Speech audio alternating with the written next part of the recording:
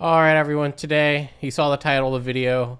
Not a video I wanted to make, not a video I planned to make, but this is why we have a channel to kind of show, not just the ups, but also the downs. And you'll see later. It's not the end of the world, but the Remote 3 is going back to the Netherlands. I believe that's probably where it's going. And not for any other reason than my remote has started to develop a defect. If you notice here, I'm going to go ahead and actually kind of show the remote, see if it focuses pretty good. But if you notice, my screen on this side is starting to pop out a bit. You see, if I try to hold it flush, you can see that screen is popping out ever so slightly. And if I look at the other side, it is completely flush. I'll try to throw in some B-roll that I take after the fact if I feel like this doesn't do a good enough job at kind of conveying the issue. But yeah, it slowly started. This kind of side of the screen has just been popping out. If I press it in, it will stay in for 20-30 minutes, but then it'll come back out. It's been pretty unattractive, but you know what? I reached out to support for Unfolded Circle, and they replied to me extremely fast. Already had a return label, so they are covering me setting it back there. And other users in the Unfolded Circle community have had to send theirs back as well, and it's actually been a pretty positive experience. It doesn't seem like I'm going to go months without a remote. The support rep told me that they try to get these remotes back out within days of receiving it. Of course, it is going overseas, so naturally it'll take a while. But yeah, check around. Again, I'll have a link to the Discord where you can see and to interact with the community, figure out what else has been going on. So again, I'm not the first person to actually even experience this issue. I've seen one other person have it. I've been pretty careful with the remote, I'll be honest.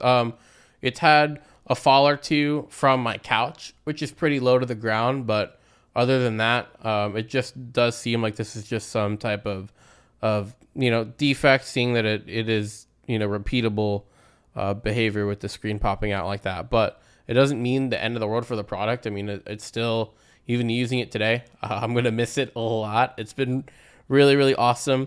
They just released that new dock firmware, actually, if you guys are keeping in track here, that actually fixed a lot of my charging problems.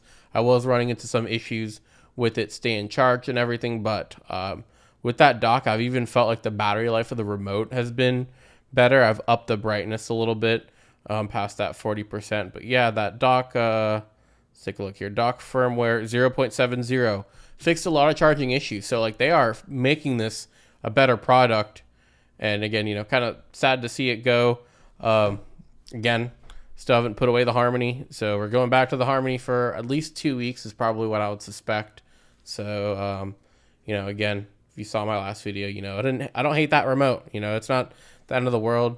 And when I get back the Remote 3, I'll make a video. I'll update you. I'll show you that they were indeed able to get everything resolved, and see what's next up. Kind of take you guys along my journey. But what we're gonna do now is we're going to hop into the web configurator, and I'm actually going to go ahead and essentially back up my configuration, because nothing's going to change. They're not asking for the docks back. I'm just shipping back the remote. So you essentially navigate to your configurator here, and then in the settings menu, it's just right there under settings, and you go to backup. And from here, I can download a backup of my remote configuration. There it is, just a .backup file. I'm gonna go ahead and keep it. Chrome does flag it. Pretty small, but nice file name, gives you a date and everything. And then once it's time to restore when I get the remote back, just grab it there. But it's really that simple. And I believe that even works interchangeably between Remote 2 and Remote 3. Correct me if I'm wrong. But I do think that's kind of the intention, is the software stays unified. It's just the hardware that makes some small differences. But overall, not the end of the world. A little disappointing that, it is, we didn't even make it 30 days before something shows up like that. But again, I understand what I backed into, right? I'm not expecting the quality control of a monolith like Logitech. I understand. These are some guys that had a really passionate project and some awesome people that were willing to get them kind of kickstarted on it. So, you know, again, I'm not upset. They are, you know, taking accountability for it and, you know, doing what's right and trying to make sure that no matter what, they're delivering the best experience. You know, I never came into this product expecting perfection. Okay, I did not spend thousands of dollars and have to have a custom integrator come over into my house. I do it all of myself. This is the only product right now that's letting you do that. And I'm seeing more and more people of you guys getting them, man. More of you getting them. More of you guys are announcing in the comments or getting your shipping. I'm so excited. It's really, really cool. And it's really, really cool to see all the growth in the channel and everything like that as well. So don't worry, more videos will be back.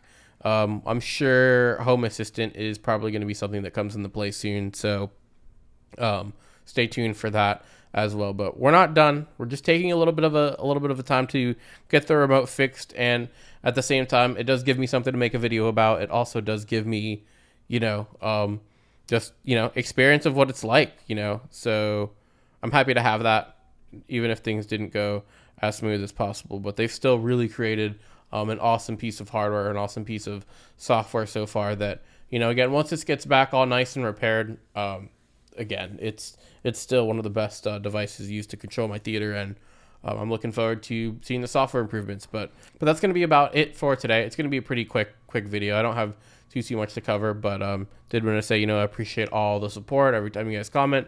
Trying to take some time each day and reply to you guys, but you guys are commenting a lot. A lot of you guys are getting remotes in, and it's really, really excited. I'm happy to be able to help you guys and, you know, get you to a place where you could be up and running with this remote faster than others. And so, you know, really cool time. Appreciate you guys, and I will catch you guys in the next video. Catch you later.